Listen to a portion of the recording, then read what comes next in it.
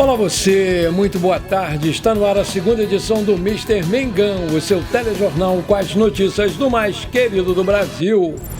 Com Pedro e Bruno Henrique, Felipe Luiz esboça time titular para o jogo dessa noite contra o Córdoba. Flamengo toma nova decisão sobre Bruno Henrique após diretoria ficar preocupada na Gávea. Felipe Luiz se posiciona e dá aval para a saída do meio-atacante Matheus Gonçalves. Demissão de Felipe Luiz em caso de derrota hoje à noite na Libertadores tem decisão do presidente BAP. Essas e outras você confere agora. Fica comigo até o final, porque aqui tem muito mais Flamengo para você.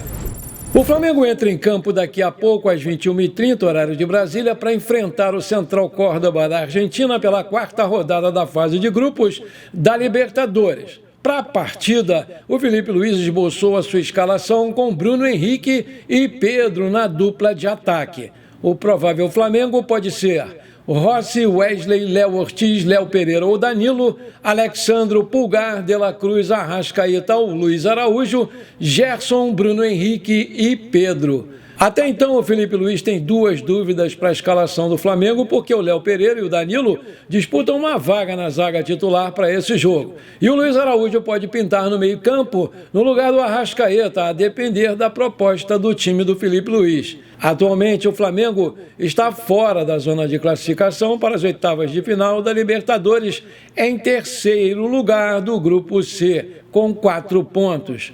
Por outro lado, o Central Córdoba é o líder com 7 pontos, enquanto a LDU do Equador está em segundo lugar com 5 pontos. Vale destacar que os outros dois integrantes do grupo do Flamengo, o Deportivo Táchira e a LDU, se enfrentam hoje também às 19 horas, horário de Brasília, no estádio Polideportivo de Pueblo Nuevo, na Venezuela.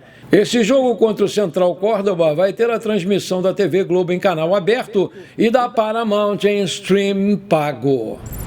Outro jogador que está na mira do Flamengo é o João Félix, atacante que pertence ao Chelsea da Inglaterra, está emprestado ao Milan da Itália. Existe uma negociação em andamento e o José Boto tem falado muito diretamente com os seus empresários. O Flamengo sabe que o negócio é bem difícil, mas está confiante que possa fechar com essa contratação. João Félix surgiu como uma grande joia no Benfica. Acabou sendo contratado a peso de ouro pelo Atlético de Madrid, 127 milhões de euros, mas decepcionou. Foi emprestado ao Barcelona, que até fez bons jogos, mas o Barça não quis comprá-lo e o Chelsea fechou a sua chegada em definitivo, só que também decidiu emprestá-lo novamente. O Flamengo quer um novo empréstimo e topa pagar até 2 milhões de reais de salários por mês para dividir aí com os Blues, o salário total do jogador. O Felipe Luiz já aprovou de imediato a contratação do português com quem jogou no Atlético de Madrid. Agora a diretoria aguarda um posicionamento do jogador para prosseguir ou não com as negociações. A partida entre Santos e Flamengo pela 14ª rodada do Brasileiro pode estar prestes a mudar de palco e ir para um lugar bem conhecido pelo rubro-negro esse ano, São Luís, que já recebeu 3 jogos da equipe do Mengão em 2025. Segundo o portal Mundo da Bola, há uma negociação em andamento com um grupo de empresários para que a partida aconteça na capital do Maranhão e com direito a pagamento recorde por essa mudança. Ou seja, de acordo com a informação, o dinheiro pago para levar a partida para o Estádio Castelão será o maior já pago por uma troca de mando de campo no futebol brasileiro. A tabela divulgada pela CBF não contempla locais e horários desses jogos da 14ª rodada. Apenas as datas, E o jogo entre Santos e Flamengo, com o mando do time paulista, está marcado para o dia 16 de julho. Neste momento, o maior valor pago por um mando de campo no futebol brasileiro foi o do Botafogo da Paraíba e Flamengo pelo jogo de ida da terceira fase da Copa do Brasil.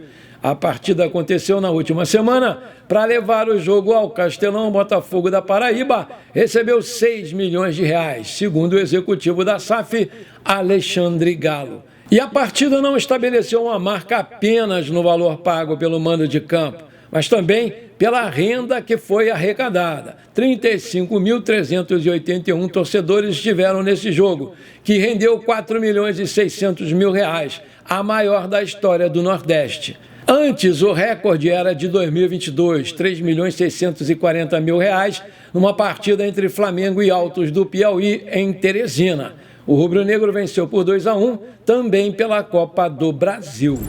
Maravilha! Se você está curtindo esse nosso programa, então não esquece, manda brasa agora no like para fortalecer o nosso canal. Se você ainda não é inscrito, me dá essa moral, me dá esse prazer. Aperta o botão inscrever-se, aperta o sininho ali e pronto. Compartilhe também esse programa com amigos e parentes. E agora tem um botão novo aí, o Hype, né? Só você arrastar o seu comentário para a esquerda que vai aparecer o botãozão chamado Hype. Aperta o garoto, é de graça, você não vai pagar nada e ainda vai me ajudar demais a crescer o canal no YouTube. Valeu! Filipe Luís tem se mostrado um treinador que não tem medo de tomar as suas decisões, mesmo que elas não agradem parte da torcida e parte da imprensa. A principal crítica dos torcedores é a insistência por determinados jogadores. Michael, por exemplo, não vem rendendo o esperado e o Filipe Luís sempre tem ressaltado a sua importância tática, mesmo admitindo que o jogador não vive o seu melhor momento. Outro jogador criticado é o Everton Cebolinha, que não consegue ter uma sequência de jogos porque se machuca muito e nem foi relacionado para esse jogo de logo mais contra o Central Córdoba, após sentir dores na panturrilha no último jogo. A nação rubro-negra também tenta entender a não utilização com frequência do meio-atacante, o garoto Matheus Gonçalves, que é cria da base e que tem prestígio com a maioria dos torcedores rubro-negros. O Filipe Luís enxerga o Matheus Gonçalves como um ponta-direita e não utiliza na sua formação esse tipo de jogador, porque o Gerson é um meia pela direita e o Wesley atua praticamente como um ala. Com o Matheus Gonçalves por ali, Wesley teria que ficar mais recuado e perderia toda a sua força, de ter aí um meia de origem para tabelar e abrir espaços para outros jogadores, como faz o Gerson. Por isso, o Matheus Gonçalves deve deixar o Flamengo no meio desse ano, porque vão chegar reforços para o ataque e também para o meio de campo. O jogador quer ter mais minutos e enxerga que não vai ter isso com o Filipe Luís, que inclusive já deu o seu aval para a saída do jogador. A derrota para o Cruzeiro, que custou a liderança do Campeonato Brasileiro, acabou gerando impacto negativo sobre o trabalho do Filipe Luís, que vem realizando no comando do Flamengo. Porque parte da torcida vem se mobilizando nas redes sociais pedindo a saída do treinador. Essa questão acabou de ganhar mais força ainda por conta da situação do Jorge Jesus, que está livre no mercado depois de ser demitido do comando do Al Hilal da Arábia Saudita. Apesar da pressão que vem acontecendo externamente, o trabalho do Filipe Luís vem sendo respaldado internamente, já que a gestão entende que as oscilações são normais e tem aprovado o trabalho realizado pelo profissional. O BAP e o José Boto já externaram a confiança no trabalho realizado pelo Filipe Luís. E por isso, mesmo que aconteça uma derrota nessa quarta-feira pela Libertadores, diante do Central Córdoba, o treinador vai continuar no cargo exercendo as suas funções normalmente. Após a derrota no Brasileirão para o Cruzeiro, o Flamengo perdeu a liderança da competição e atualmente é o terceiro colocado na tabela. Assim como na Libertadores, o que acabou gerando preocupação e críticas ao trabalho do Filipe Luís. E diante desse momento de instabilidade na temporada, a diretoria do Flamengo ainda viu os jogadores do elenco se tornarem alvos de equipes do futebol nacional, como é o caso do Everton Cebolinha, onde o Grêmio vem buscando repatriar o jogador. Além disso, vê profissionais como Luiz Araújo e Matheus Gonçalves entrarem no radar do Cruzeiro, buscando convencer os atletas. A gestão entende que a possibilidade de ambos os jogadores se tornarem titulares pode sim facilitar no acordo. Além de ver seus meninos se tornarem alvo de equipes no mercado nacional e também internacional. ainda vem tendo que lidar com problemas internamente no clube que acabam impactando no desempenho do futebol apresentado pela equipe.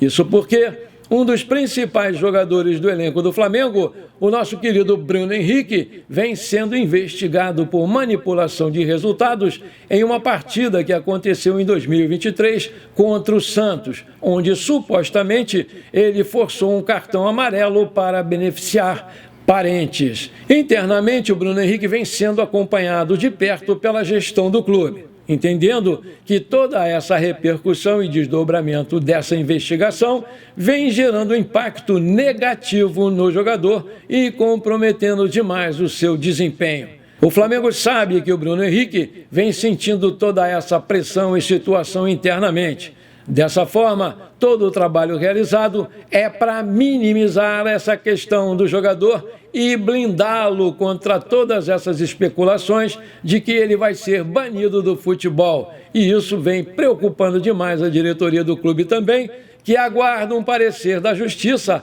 para tomar uma decisão do que vai fazer com o atacante, que é peça fundamental no esquema do Felipe Luiz e ídolo da torcida rubro-negra. Vamos aguardar o que vem por aí, porque a coisa não está nada boa para o nosso BH27. Bom, por enquanto foi isso. Eu espero que você tenha gostado do nosso programa. Muito obrigado por você ter ficado comigo até aqui. Um grande abraço e bora ser feliz. Pra cima deles hoje, Mengão, 3-1, tá bom!